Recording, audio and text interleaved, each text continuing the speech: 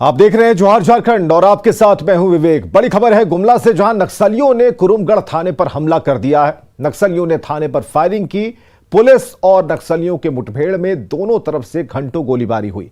Police को भारी पड़ता देख नक्सली घने जंगलों की तरफ भाग गए और इसके बाद पुलिस पूरे इलाके में सर्च ऑपरेशन चला रही है। पुलिस ने एक शख्स को हिरासत में लिया है और घटना के बाद इलाके में दहशत का माहौल है और घटना की जानकारी मिलने के बाद अतिरिक्त पुलिस बल को घटनास्थल के लिए रवाना किया गया। आपको बताएं कि पिछले दिनों प्रशांत बोस की गिरफ्तारी के विरोध में माओवादियों ने कुरुमगढ़ के नवनिर्मित थाने के भवन को बम से उड़ा दिया था। जिले में एक बार फिर नक्सली संगठन सक्रिय हैं। कुरुमगढ़ का यह इलाका शुरू से ही नक्सलियों का सेफ जोन माना जाता है। नक्सलियों ने पहले भी इस इलाके में बड़ी घटनाओं को अंजाम दिया है। साल 2000 की अगर बात करें तो द्वारसैनी जंगल के पास नक्सलियों ने आईडी विस्फोट कर पुलिस वाहन को उड़ाया था और इस घटना में 9 पुलिसकर्मी शहीद हो गए थे। ज्यादा जानकारी दे रहे हैं रुपेश कुमार भगत। भाकपा माओवादियों ने पीएलजीए सप्ताह मनाने की 2 दिसंबर से लेकर के 8 दिसंबर तक की घोषणा की थी। उसी के तहत पीएलजीए सप्ताह के आखिरी दिन 8 दिसंबर की रात में माओवादियों ने गुमला के कुरुमगढ़ थाना, आप हमारे पीछे देख सकते हैं, कुरुमगढ़ का ये वही थाना है जहां आज से 2 सप्ताह पूर्व भाकपा माओवादियों ने इस थाना भवन को बम विस्फोट कर उड़ा दिया था। कल रात में भी पुलिस के जवान इस थाना भवन में ठहरे हुए थे।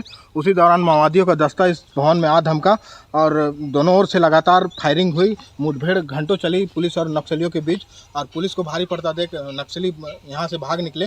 कल नक्सलियों की मंशा थी कि फिर से इस थाना भवन को क्षतिग्रस्त करने की, लेकिन पुलिस ने समय रहते मोर्चा संभाला और नक्सलियों की कड़ी कार्रवाई, उसके बाद से लगातार पुलिस इस क्षेत्र में नक्सलियों के विरुद्ध छापेमारी अभियान चला रही है। रुपेश कुमार भगत, न्यूज़ 18 गुमला। हेमंत कैबिनेट की बैठक संपन्न हुई है और 21 प्रस्तावों पर मुहर लगी है, जिसमें धान खरीद के लिए 1552 करोड़ का प्रावधान किया गया है। 21 प्रस्तावों पर कैबिनेट की मुहर। धान खरीद के लिए 1552 करोड़ का प्रावधान किया गया। वहीं धान खरीद के लिए बैंक लोन की स्वीकृति की बात कही गई है। 8 लाख मीट्रिक टन धान खरीद का लक्ष्य रखा गया है। डीबीटी के तहत ई कुबेर में अब बल्क पेमेंट की सुविधा भी होगी। कई जिलों में सड़क निर्माण का काम होगा। 183 मदरसों के लिए अनुदान का भी रास्ता साफ कर दिया गया है। एवं भारतीय स्टेट बैंक से क्रमशः 776 करोड़ एवं 776 करोड़ कुल 1552 करोड़ रुपए के ऋण लेने पर रहा है। राज्य में करीब 63,000 आंदोलनकारियों में से सिर्फ 3,000 लोगों को ही आंदोलनकारी का दर्जा मिल पाया है। दुर्भाग्य है, हम चिन्हित हो गए हैं, लेकिन हमारे दिसम गुरु शिबू सोरेन चिन्हित नहीं हुए हैं। देखिए, हम लोग को 2 भाग में बांट दिया है। हम जेल चल गए तो हमको चिन्हित कर लिया, और जो साथी हमारा कंधा से कंधा मिला के एक ही पार्टी का नहीं लड़ा है, इसलिए मेरा सरकार से मांग है। वहीं राज्य में स्थानीय नीति और नियोजन नीति का निर्धारण नहीं होने से आदिवासी मूलवासी समाज हेमंत सोरेन सरकार से नाराज चल रही है, तो साथ ही ओबीसी आरक्षण की मांग भी तेजी से उठ रही है। राष्ट्रीय ओबीसी मोर्चा 27% आरक्षण की बजाय आबादी के हिसाब से आरक्षण की मांग पर अड़ा है। जबरदस्त जारी है और यहाँ के आदिवासी मूलवासी जनता के हितों के लिए जो कानून बनना चाहिए थे, उनके कल्याण के लिए, विकास के लिए, उनकी पहचान के लिए, उसके अधिकार के लिए, उसको न्याय देने के लिए, उसको सम्मान देने के लिए, वो तो आज तक नहीं बन पा रहा है। वही पलायन, वही विस्थापित, वही अन्याय, वही अत्याचार, वही शोषण और बढ़ते जा रहा है। अभी ये शर्मनाक स्थिति है कि जिन्होंने त्याग किया है, कुर्बानी दिया है, उसको भी अपना पहचान और सम्मान मांगने के लिए ये दुर्भाग्यपूर्ण तस्वीर बन रहा है। धड़ाधड़ जो नियुक्तियाँ की जा रही है उससे काफ़ी ओबीसी समुदाय में मायूसी है। वो जब सारी नियुक्तियां हो जाएंगी तो फिर आरक्षण माननीय मुख्यमंत्री लागू करके भी क्या कर लेंगे, ओबीसी को क्या मिलेगा। तो वैसी परिस्थिति में हम लोग इस आंदोलन को और भी तेज कर रहे हैं। इधर रोजगार का मुद्दा उठाकर सत्ता में आई हेमंत सरकार साल 2021 को नियुक्ति वर्ष घोषित कर बुरी तरह से फंसती हुई नजर आ रही है। हर साल 5 लाख युवाओं को रोजगार देने का वादा करने वाली हेमंत सोरेन सरकार से राज्य के युवा सवाल पूछ रहे हैं। आखिर हम लोगों को कब तक इस तरह बरगलाते रहिएगा, हम लोग कब तक प्रताड़ित होते रहेंगे। 2016 में विज्ञापन आया, 2017 में हम लोगों ने एग्ज़ाम दिया, 2018-19 में वेरिफिकेशन हुआ, उसके बाद हाई कोर्ट लार्जर बेंच का फैसला आने के बाद बाकी बचे विद्यार्थियों का 25% 6 अनुशंसित विषयों का वेरिफिकेशन कंप्लीट होने के बाद रिजल्ट निकलने ही वाला था। 29 दिसंबर को राज्य की मौजूदा हेमंत सोरेन सरकार के 2 साल पूरे होने जा रहे हैं और बीते 2 साल में राज्य सरकार क्या कुछ कर पाई है ये उसे भली भांति पता है। लेकिन सच्चाई ये भी है कि आने वाले समय में राज्य सरकार मुद्दों और अपने किए वादों को लेकर मुश्किल में फंस सकती है। अविनाश, न्यूज़ 18, रांची। रांची में सीएम हेमंत सोरेन की अध्यक्षता में कोरोना के नए वेरिएंट ओमिक्रॉन को लेकर बैठक हुई और बैठक में स्वास्थ्य मंत्री बन्ना गुप्ता समेत स्वास्थ्य और आपदा प्रबंधन विभाग के अधिकारी मौजूद रहे। बैठक स्वास्थ्य विभाग की तैयारियों को लेकर की गई और बैठक के बाद स्वास्थ्य मंत्री बन्ना गुप्ता ने कहा कि झारखंड ओमिक्रॉन से निपटने को तैयार है और बहुत जल्द ओमिक्रॉन टेस्टिंग मशीन को झारखंड के 2 जिलों जमशेदपुर और रांची में लगाया जाएगा। ओमिक्रॉन भी है कि इसका जो वेरिएंट है ये स्प्रेड नहीं हो राज्य में, इसके लिए हम लोगों को क्या क्या व्यवस्थाओं को और मजबूत करना है, तो वो सारी चीज़ों पर बहुत गंभीरतापूर्वक विचार हुआ है। तीसरे वेव से न हारेंगे ना हारने देंगे, लड़ेंगे, सबका मनोबल ऊंचा करके। इसके सैंपल की जांच के लिए बातचीत हुआ है कि जीनोम सीक्वेंस मशीन जो है वो जल्द ही हम लोग दोनों जगह स्थापित करेंगे। राज्य सरकार झारखंड एकेडमिक काउंसिल यानी कि जैक के अध्यक्ष और उपाध्यक्ष की नियुक्ति नहीं कर पा रही। जैक के अध्यक्ष और उपाध्यक्ष का पद 15 सितंबर से ही खाली है। अध्यक्ष और उपाध्यक्ष की मंजूरी के बिना जैक की ओर से रजिस्ट्रेशन की प्रक्रिया शुरू करने में परेशानी है। वहीं इस मामले पर शिक्षा मंत्री जगन्नाथ महतो जल्द सरकार द्वारा अंतिम फैसला लेने की बात कह रहे हैं। सरकार चले आपके द्वार में, माननीय मुख्यमंत्री भी पहुंच रहे हैं। थोड़ा सा बिजी शेड्यूल के चलती नहीं हो पा रहा है, लेकिन यदि कोई सवाल करते हैं तो कौन काम रुका है जैक का अध्यक्ष के बिना। जैसे पेमेंट रुका था, हमने पेमेंट करवा दिया। जैसे आपका परीक्षा का डेट बढ़ाना था, डेट बढ़वा दिए। हमने जो भी कार्य अभी मैंने कोई भी कार्य रुका नहीं है। इधर बीजेपी ने जैक अध्यक्ष और उपाध्यक्ष की नियुक्ति को लेकर शिक्षा मंत्री पर सिर्फ बयानबाजी का आरोप लगाया और कहा कि सरकार छात्रों के भविष्य के साथ खिलवाड़ कर रही है। नियुक्ति नहीं होने से मैट्रिक और इंटर के छात्रों का सेशन लेट हो रहा है। वहीं दूसरी ओर जैक कर्मी का भी भुगतान कई महीने से लंबित है। जैक के अध्यक्ष और उपाध्यक्ष के पद पर नियुक्ति नहीं करके लाखों छात्रों के भविष्य के साथ खिलवाड़ कर रही है। जो छात्र मैट्रिक और इंटर की परीक्षाएं दे रहे हैं उनका सेशन लेट होने का डर बना हुआ है, जिससे वो दूसरे यूनिवर्सिटीज में, दूसरे राज्य के बाहर के कॉलेजेस में भी अपना दाखिला नहीं ले सकते। और जैक के अध्यक्ष और उपाध्यक्ष की नियुक्ति नहीं होने के कारण बहुत सारे कर्मचारी हैं जिनका 6-7 महीने से वेतन लंबित है, उनका भी भुगतान नहीं हो पा रहा। और शिक्षा मंत्री जी का ये लॉजिक समझ से परे है। साहिबगंज के लाल बथानी गांव में अवैध लकड़ी मिल को ध्वस्त करने के लिए गई पुलिस और ग्रामीणों के बीच झड़प हो गई। पुलिस टीम जब लकड़ी आरा मिल को जेसीबी मशीन से ध्वस्त कर रही थी तो आरा मिल के मालिक और उसके परिवार के लोगों के साथ ग्रामीण एकजुट हो गए। पुलिस टीम के ऊपर हमला कर दिया और इस दौरान आरा मिल मालिक की पत्नी गंभीर रूप से घायल हो गई, जिसे इलाज के लिए परिजन नाव के माध्यम से बिहार के कटिहार लेकर चले गए।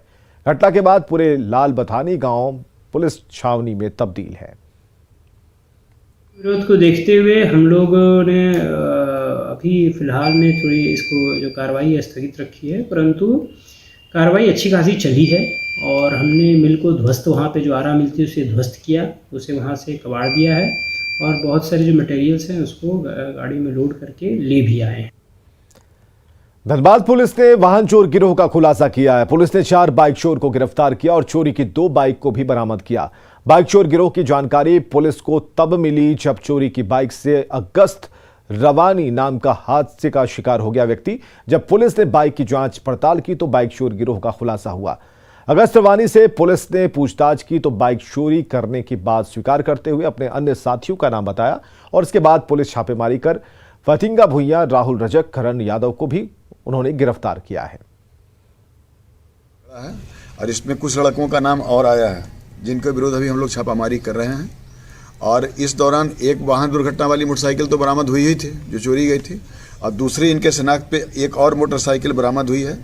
JS10AU 5208 नंबर की मोटरसाइकिल भी बरामद हुई। रांची के विभिन्न इलाकों में चोरी की घटना में शामिल शातिर अपराधियों को पुलिस ने गिरफ्तार किया है। पुलिस ने चोरी के 16 मामलों का खुलासा किया। रांची के सदर थाना, खेलगांव, ओपी समेत कई थाना क्षेत्रों में हुई चोरी की घटना में शामिल हुए 5 अपराधियों को गिरफ्तार किया गया।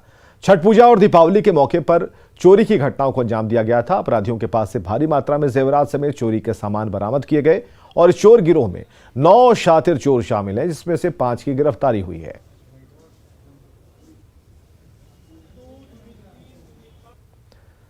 सरायकेला जिले में अवैध बालू खनन और उठाव एक बार फिर से जोरों पर है। खनन विभाग की उदासीनता से बालू माफिया दिन के उजाले में ऐसे बालू उठाव कर रहे हैं मानो सब कुछ मैनेज है।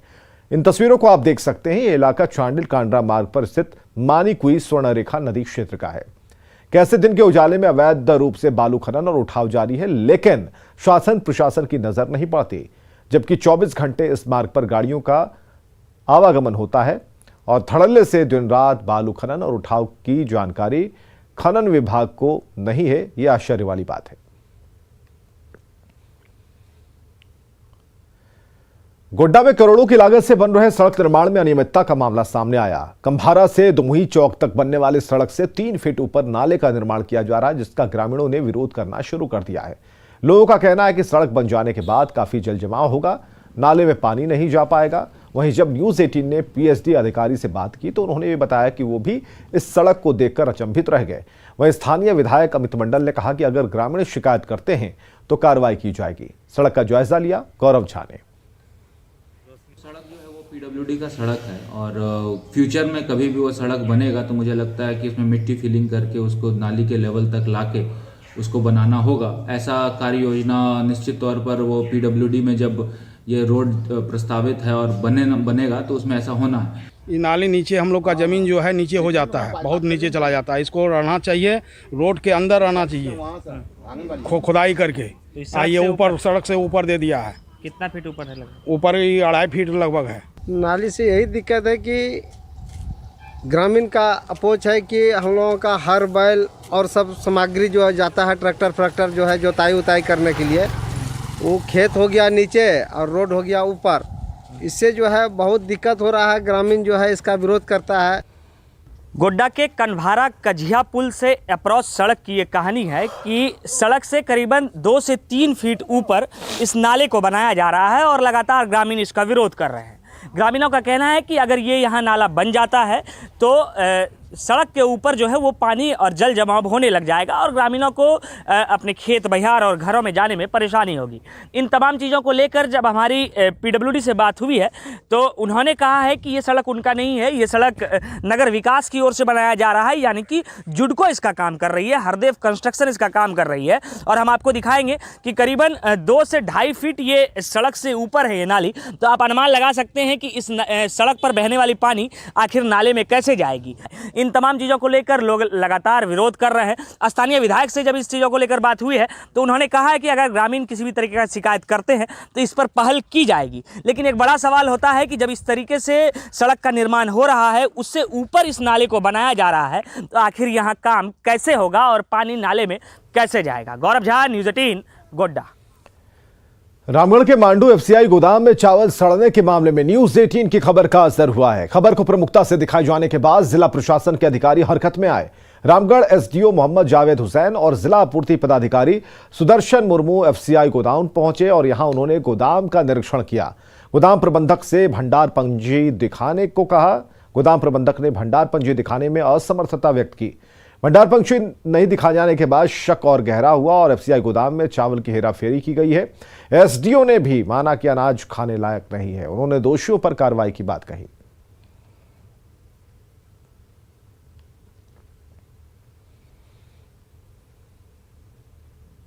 तरह से कंडीशन बताया गया उतना डिटेरियोरेशन नहीं है।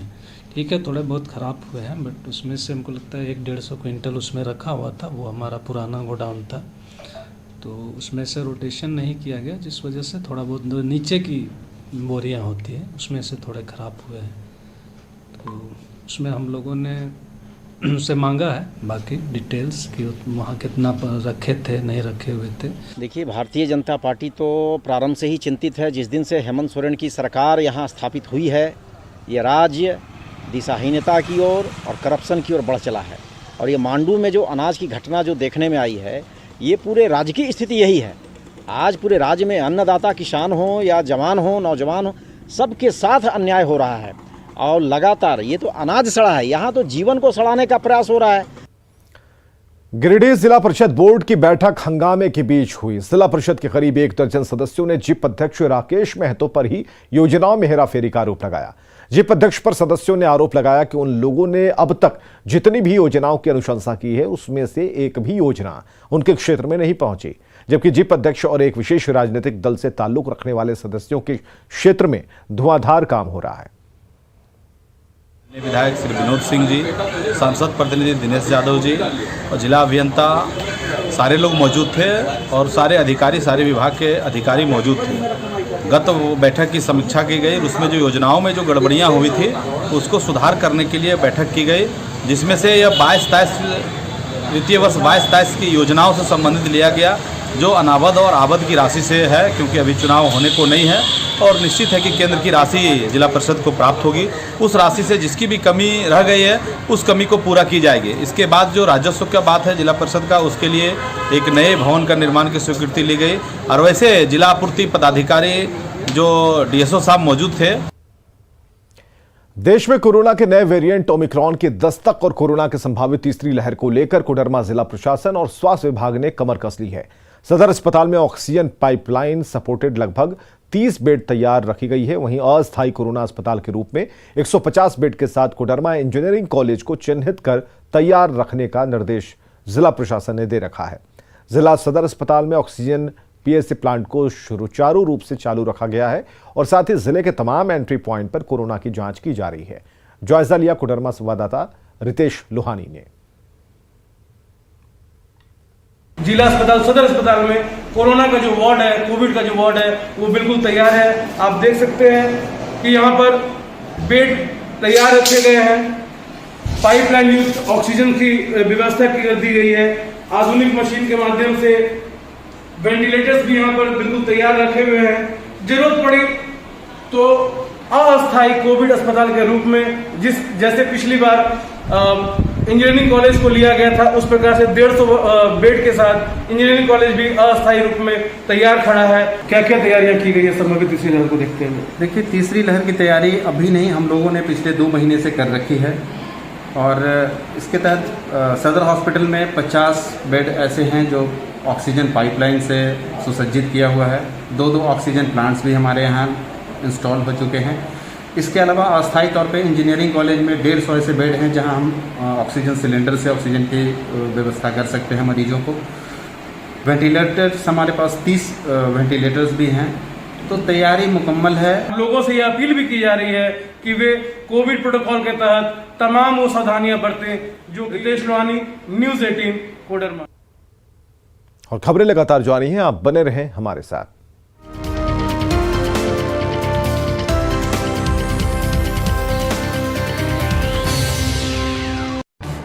इस न्यूज़ हेडलाइन